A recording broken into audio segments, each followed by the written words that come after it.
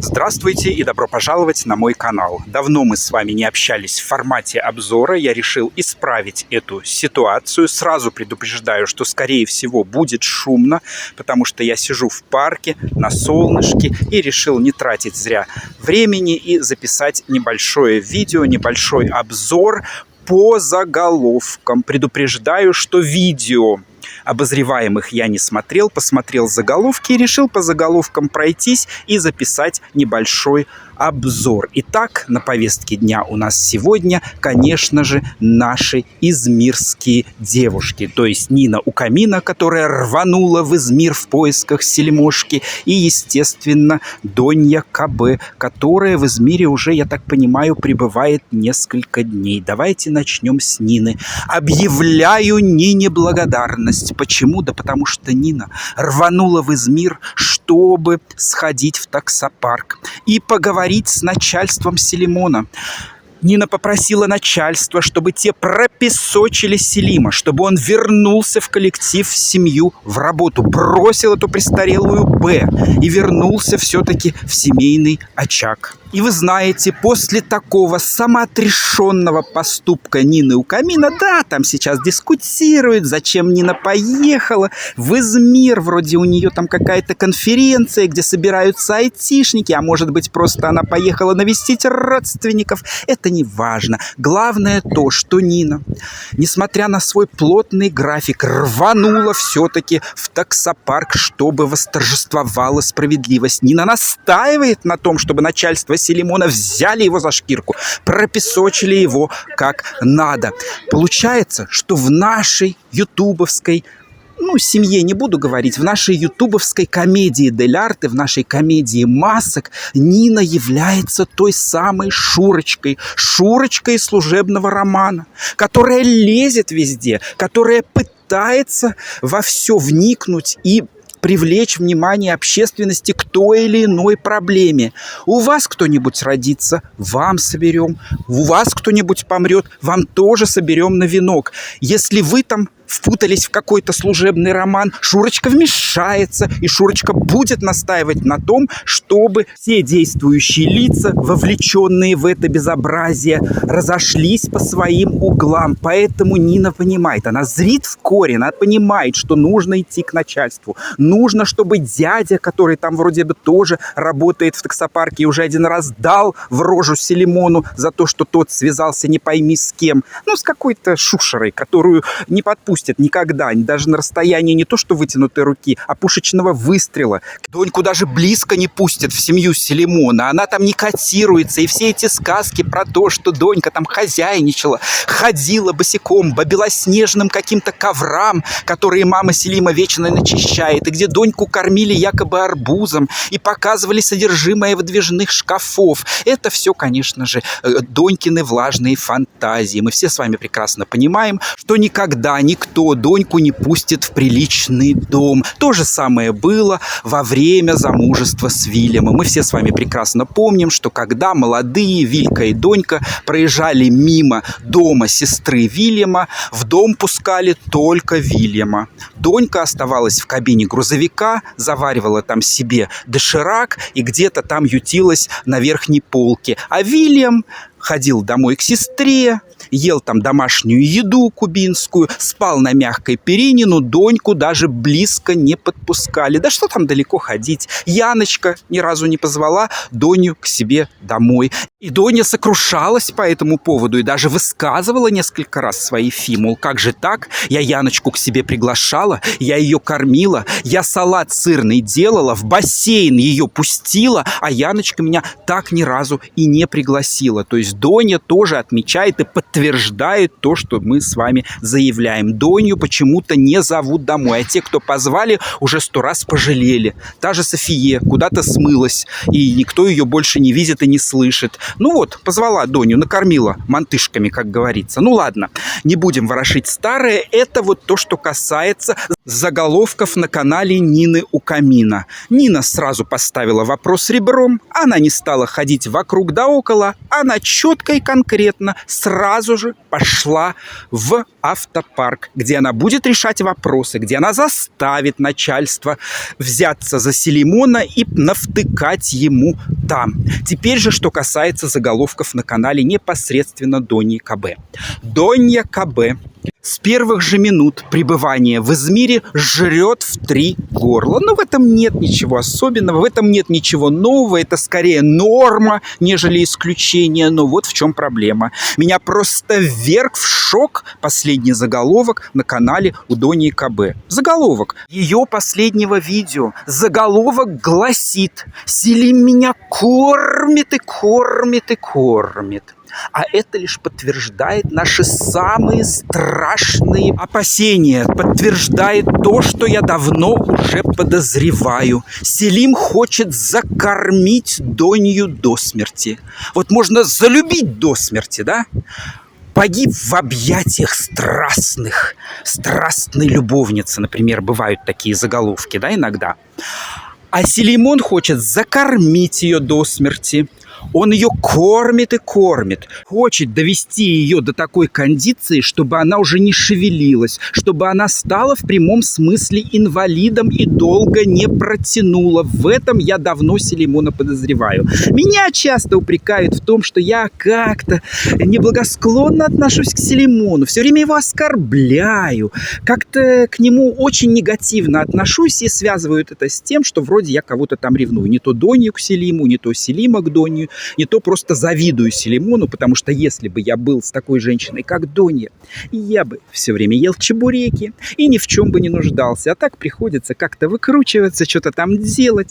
В общем, короче говоря, в любом случае, все, что мы сейчас наблюдаем, лишь подтверждает мои личные опасения. Селимона нужно остановить. Возможно, Нине это удастся, но факт остается фактом. Селимон хочет добиться того, чтобы Донье осталось недолго. Чтобы на момент его прибытия в Соединенные Штаты Америки, если такой момент когда-нибудь наступит, Донья была бы уже недееспособной. Ведь он не случайно все время повторяет одну и ту же фразу. Мол, я приеду, ты будешь сидеть в подушках, лежать в подушках без движения, смотреть в окно, а я буду работать за 4, я буду рано уходить, поздно возвращаться, а ты сиди в подушках и ешь, ешь и ешь. Полней. А мы с вами прекрасно понимаем, что если все время жрать, не двигаться, просто лежать в подушках, да, там нам рассказывают про какой-то кекс. Очень часто, но быстро и Донья даже рассказала нам в подробностях, в мельчайших подробностях о всех позах, которые они приветствуют. Поза в душе, поза с поджатыми к подбородку коленками, поза миссионерская. В общем, короче говоря, у них типа того там вся Камасутра. У них над кроватью висит распечатанная Камасутра. Типа того, вот по рассказам такое складывается впечатление. Но на самом деле мы понимаем, что там ни Камасутра и даже намеком на Камасутру не пахнет. Потому что, когда им заниматься этой Камасутрой? Донька все время дрыхнет днем. Селимон ночью дрыхнет, потому что днем работает. В общем, короче говоря, сказки нам, конечно, рассказывают, лапшу на уши вешают, но мы с вами прекрасно понимаем, что, конечно же, Селимон еще нужен и для того, чтобы переводить денежку. Это уже отдельная тема, я не хочу ее сейчас касаться, тем более в заголовках этого не было, а я сейчас делаю обзор именно по заголовкам. Заголовки ввергают нас в шок. По крайней мере, я нахожусь в полушоковом состоянии, я сейчас нахожусь в общественном парке, стою посреди парка, жестикулирую, громко, экспрессивно разговариваю, вплоть до того, что на меня оборачиваются люди, и даже ребенок, который плакал в коляске, провозя мимо меня этого ребенка, мамочка даже притормозила, потому что ребенок, взглянув на меня, перестал плакать. И мамочка спросила меня: можно я коляску тут рядом с вами поставлю? Вы тут говорите, рассказывайте, жестикулируйте, машите руками. Мой ребенок перестал плакать. Я немножко посижу. Я говорю: да, оставляйте ребенка. Так что есть польза в обзорах практическая, не только языком чесать, а мы, видите, помогаем мамочкам успокаивать детей своими рассказами, сопровождаемые экспрессивной жестикуляцией, как у Маяковского. Но давайте вернемся к нашим баранам. Итак, Селимон И Донья, шокирующая новость, Донью пытаются закормить до смерти, я в этом уверен, потому что ни один нормальный человек, видя то, в каком болезненном состоянии сейчас находится Донья, во-первых, она не помещается в экран, ну ладно, в этом нет ничего нового, мы уже привыкли к такой картинке за последние 2-2,5 года, но выглядит, конечно, Донья неважно, и даже фильтры уже бессильны. Не дошла еще пока наука и техника до такого уровня, чтобы в нынешнем состоянии Донью можно было облагородить. Фильтры бессильны, Донья выглядит неважно, Донья выглядит болезненно, болезненный вид у нее. И это, естественно, связано с тем, что Селимон ее закармливает как на убой. С тем, чтобы в конечном итоге у Доньи наступила частичная недееспособность, а в дальнейшем и летальный конец. Таков план коварный Селимона. С одной стороны, нам пытаются показать это как проявление любви. Мол, смотрите, как он ее кормит. Путь к сердцу Доньи лежит через холодильник. Да, в прямом смысле слова. Это не переносное значение. Нет-нет. Ведь мы с вами прекрасно знаем, что по ночам Донья просыпается. Донья ползет к холодильнику. Донья не может сомкнуть глаз, пока она не наелась. Ну, это, как говорится, не самое страшное. Мы все этим грешим. Но самое смешное это то, что вот эти вот ломящиеся от еды столы и утром, и днем, и вечером преподносят нам как проявление высшей степени любви, высшей степени чувств со стороны влюбленного Селимона. Но мы с вами понимаем, что на самом деле за этим кроется коварный план. С тем, чтобы загнать Донью КБ в гроб. В прямом смысле слова. Другого объяснения не нахожу. Нет, Селимон сам любит пожрать на халяву. Естественно, он тоже прикладывается, он тоже съедает, по крайней мере,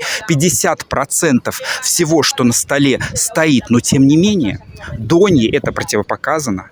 Помимо этого у них же перекусы, там батончики, там семечки. В общем, короче говоря, бездонная наша Донья, черная дыра, тем не менее, всему есть предел. Рано или поздно она лопнет.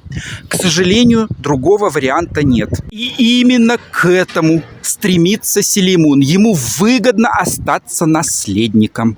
По приезде в Соединенные Штаты он надеется на то, что ему не придется ухаживать за этой Доньей. Ему не придется уносить, подносить, выносить из-под нее. Нет, он хочет быстрого конца для Доньи. Он желает этого, он к этому стремится, он уговаривает ее побольше есть, а сейчас прям напрямую закармливает ее на ее же деньги. Видите, какой смышленый мальчонка? Все просчитал, там уже все продумано, и только Донья этого не видит. Ну, можно было бы, конечно, сказать, что вот сейчас они встретятся с братом, потому что брат летит уже через Казахстан в Турцию тоже решать какие-то вопросы. Но нам это преподносят все как семейную идиллию, семейная встреча. Брат, жена его, дочь их, племянница Доньки, тоже блогерша маленькая, подающая надежды, соскучились по дяде Селиму. Очень соскучились, снова хотят с ним повидаться. Такое он неизгладимое на них впечатление произвел в прошлый раз. Но мы с вами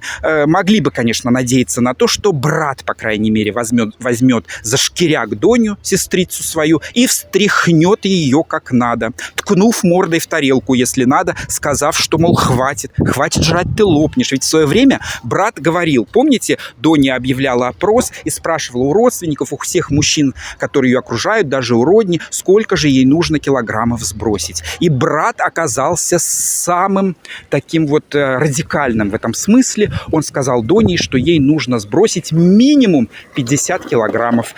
И Донье, конечно, это не понравилось, и она пошла по пути наименьшего сопротивления, и результат налицо. В общем, на брата надежды нет. Он вообще какой-то размазня. Ему плевать вообще, как выглядит. Вообще, семейка у Доньи КБ это, конечно, что-то с чем-то. Всем плевать на то, что мать на последнем издыхании, я имею в виду детей, как там мать поживает, им плевать, как дочь, сестра. В общем, всем наплевать на эту Доньку, только мы своим виртуальным коллективом за нее радеем, переживаем, не забываем, блядь. Ладно, буду заканчивать. Тут начинается какой-то концерт, какую-то музыку включают. В общем, вы меня поняли.